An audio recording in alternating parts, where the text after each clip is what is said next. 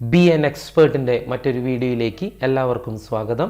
ഇന്ന് Microsoft Office എക്സലിൽ file by file കാൽക്കുലേഷനെ കുറിച്ചാണ് നമ്മൾ ഡിസ്കസ് ചെയ്യാൻ പോകുന്നത്. ആക്ച്വലി ഇത് എക്സലിനകത്ത് വളരെ അഡ്വാൻസ്ഡ് ആയിട്ടുള്ള ഒരു ഫീച്ചർ തന്നെയാണ്.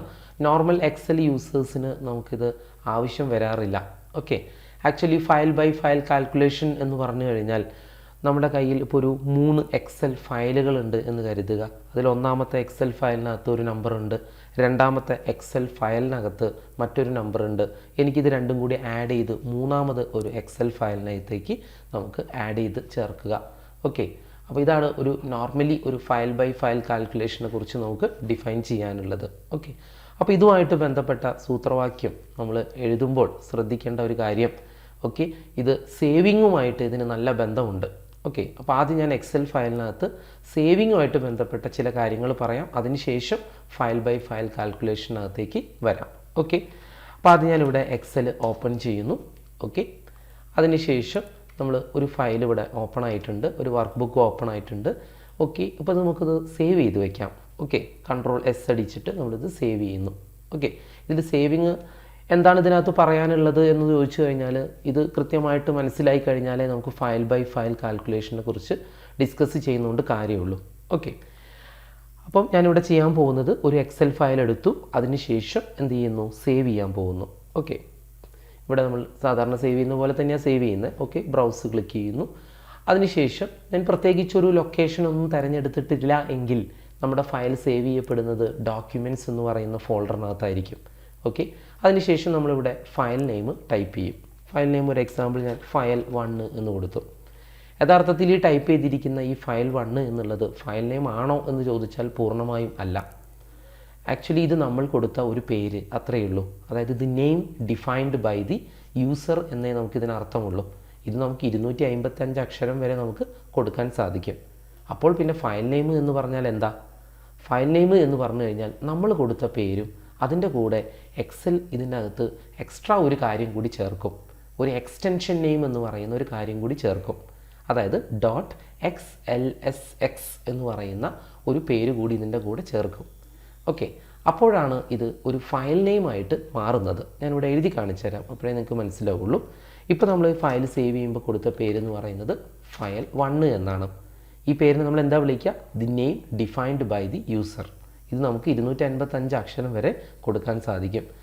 ഇത് സേവ് ചെയ്യുന്ന സമയത്ത് എക്സൽ ചെയ്യുന്ന പണി എന്താണെന്ന് അറിയോ? ഇതിൻ്റെ കൂടെ XLSX എന്നും കൂടി ചേർക്കും. ഈ ചേർക്കുന്നൊന്നും നമ്മൾ കാണുന്നില്ല, പക്ഷേ അത് ചേർക്കുന്നുണ്ടോ അല്ലെങ്കിൽ ഇതിൻ്റെ യഥാർത്ഥ ഫയൽ നെയിം എങ്ങനെയാണ് വരിക അതെല്ലാം തന്നെ ഞാൻ കൃത്യമായിട്ട് കാണിച്ചു തരാം. ഓക്കെ, അത് നമ്മൾ സേവ് ചെയ്ത ലൊക്കേഷനിൽ പോയി കഴിഞ്ഞാൽ നമുക്കത് കൃത്യമായിട്ട് കാണാൻ സാധിക്കും. ഓക്കെ, അപ്പോൾ ഇത്രയേ പറഞ്ഞിട്ടുള്ളൂ. നമ്മൾ എക്സലിനകത്ത് എന്ത് സേവ് ചെയ്യുമ്പോഴും നമ്മളൊരു പേര് കൊടുക്കും, അതിൻ്റെ കൂടെ എക്സൽ ഒരു പേരും ചേർക്കും, XLSX എന്ന് പറയുന്നത്. ഇതിനെയാണ് നമ്മൾ എക്സ്റ്റൻഷൻ നെയിം എന്ന് പറയുന്നത്. ഇപ്പോൾ നമ്മൾ മൊബൈലൊക്കെ ഉപയോഗിക്കുന്ന ആളുകളല്ലേ, മൊബൈലിനകത്ത് നമ്മൾ ഏതെങ്കിലും ഒരു പാട്ടിൻ്റെ പേരൊന്ന് നോക്കിയാൽ അറിയാം, അറ്റത്ത് .mp3 എന്ന് കാണാൻ പറ്റും. ഇപ്പോൾ ഒരു എക്സാമ്പിൾ ഇതാ, ഇപ്പോൾ മുറ്റത്തെ മുല്ലേ .mp3. ഓക്കെ, ഇത് മായാവി എന്ന് പറയുന്ന ഒരു സിനിമയിലുള്ളൊരു സോങ് അല്ലേ ഇത്.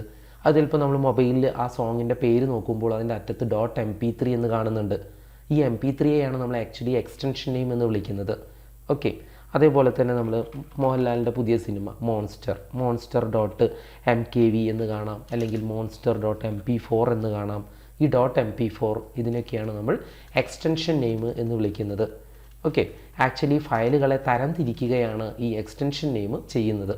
ഓക്കെ, അപ്പോൾ കൂടുതലായിട്ട് അതിലേക്ക് പോകണ്ട, നമ്മൾ ഇത്രയും ഓർമ്മിക്കുക, എക്സലിനകത്ത് എന്ത് സേവ് ചെയ്ത് കഴിഞ്ഞാലും എക്സൽ അതിൻ്റെ അറ്റത്ത് .xlsx എന്ന് ചേർക്കും.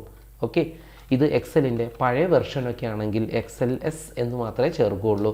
പഴയ വെർഷൻ എന്ന് പറയുമ്പോൾ 2007 മുൻപുള്ള മൈക്രോസോഫ്റ്റ് ഓഫീസ് എക്സലൊക്കെ നമ്മൾ ഫയൽ സേവ് ചെയ്ത് കഴിഞ്ഞാൽ .xlsx എന്നുണ്ടാവില്ല, .xls എന്ന് മാത്രമേ ഉണ്ടാവുള്ളൂ.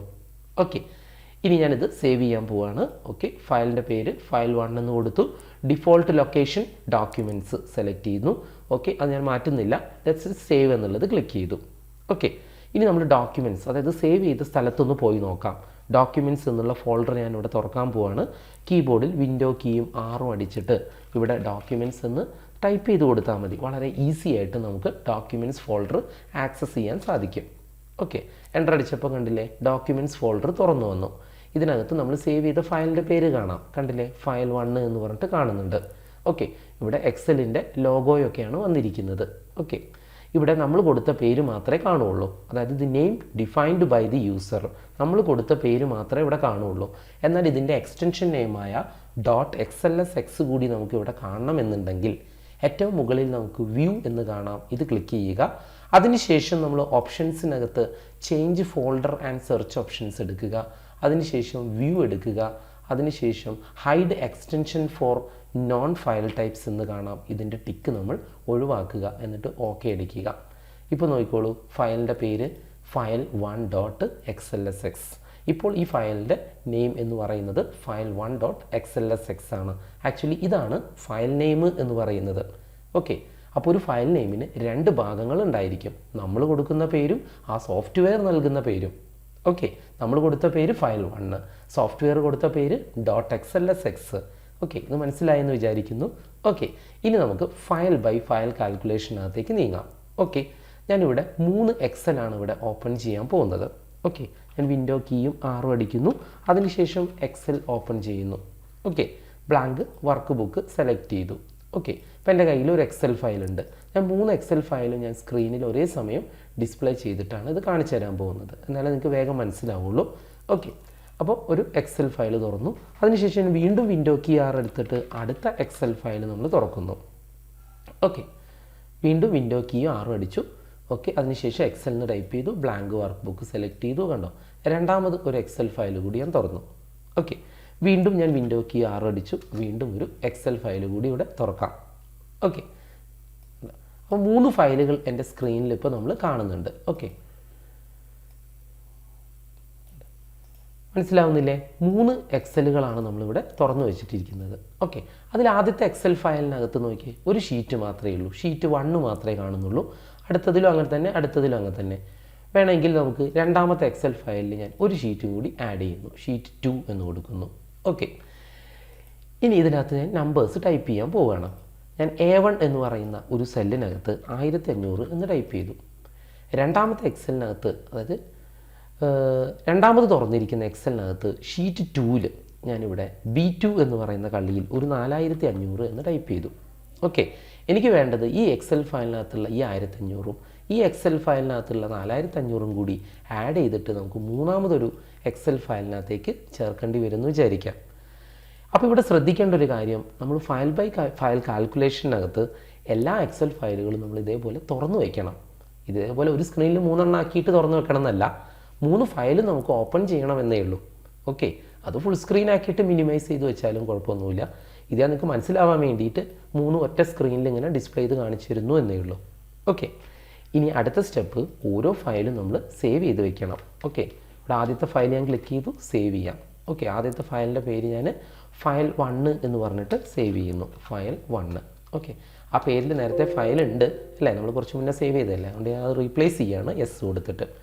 ഓക്കെ, അപ്പോൾ നമ്മളിപ്പോൾ ചെയ്തത് ഒന്നാമത്തെ എക്സൽ ഫയൽ സേവ് ചെയ്തു. ഓക്കെ, ഇതിൻ്റെ പേര് ഞാൻ സേവ് ചെയ്തപ്പോൾ കൊടുത്ത എന്താണ്, ഫയൽ 1 എന്നാണ് കൊടുത്തിരിക്കുന്നത്. ഇപ്പോൾ നമ്മളോട് ഒരാൾ ചോദിക്കുക 1500 എന്നുള്ള നമ്പർ എവിടെയാണുള്ളതെന്ന് ചോദിച്ചാൽ നമ്മൾ പറയേണ്ടത് എന്താണെന്നറിയോ, ഫയൽ 1 എന്ന് പറയുന്ന ഫയലിൽ ഷീറ്റ് 1ൽ A1 എന്ന് പറയുന്ന സെല്ലിലാണ്.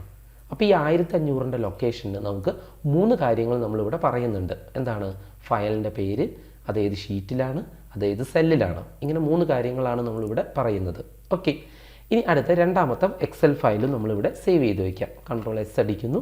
അതിനുശേഷം ഞാൻ അതും സേവ് ചെയ്യാം. അതിൻ്റെ പേര് ഞാൻ ഫയൽ 2 എന്ന് കൊടുക്കുന്നു. ഫയൽ 2 സേവ് ചെയ്തു. ഇപ്പോൾ നമ്മളോട് ഒരാൾ ചോദിക്കുകയാണ് 4500 എവിടെയാണ്, 4500 ഫയൽ 2ൽ. ഓക്കെ, സേവ് ചെയ്ത ഫയൽ ഏതാ, ഫയൽ 2. ഫയൽ 2ൽ ഷീറ്റ് 2ൽ ശ്രദ്ധിക്കുക, ഷീറ്റ് 2ലാണ്. ഏതാ സെല്ല്, B2ലാണ് വന്നിരിക്കുന്നത്. ഇനി മൂന്നാമത്തേലേക്ക് നമുക്കിതിൻ്റെ റിസൾട്ട് ഒന്ന് കാൽക്കുലേറ്റ് ചെയ്ത് നോക്കാം. ഓക്കെ, അപ്പോൾ മൂന്നാമത്തെ എക്സൽ ഫയൽ ഞാനൊന്ന് മാക്സിമൈസ് ചെയ്യുകയാണ്. ഓക്കെ, നമുക്കിതൊന്ന് കാൽക്കുലേറ്റ് ചെയ്ത് നോക്കാം. കാൽക്കുലേറ്റ് ചെയ്യുമ്പോഴും നമ്മുടെ താഴെ വന്നിരിക്കുന്ന എക്സൽ ഫയലുകൾ ഇതാ കണ്ടോ, അത് ഒന്ന് ശ്രദ്ധിക്കുക. ഫയൽ 1 ഉണ്ട്, ഫയൽ 2 ഉണ്ട്. ഓക്കെ, അത് ക്ലോസ് ചെയ്ത് പോകരുത്.